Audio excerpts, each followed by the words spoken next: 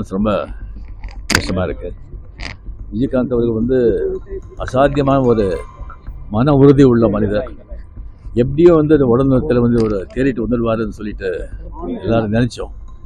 ஆனால் சமீபத்தில் நடந்த அவங்க தேமுதிக அந்த பொதுக்குழுவில் அவர் பார்க்கும்போது எனக்கு கொஞ்சம் நம்பிக்கை கம்மியாயிடுச்சு. அவர் நல்லா ஆரோக்கியமாக இருந்திருந்தால் தமிழக அரசியலில் ஒரு மிகப்பெரிய சக்தியாக நிகழ்ந்திருப்பார். தமிழ் மக்களுக்கு நிறைய நல்லது பண்ணியிருப்பார். அந்த பாக்கியத்தை தமிழ் மக்கள் இருந்திருக்கோம். அவங்க ஆத்மசாந்தி அடையட்டும். விஜயகாந்த் மாதிரி ஒரு மனிதரை இன்ஜினியர் ஆகட்டும், அரசியல் ஆகட்டும், இனிமேல் அதை பார்க்க முடியாது.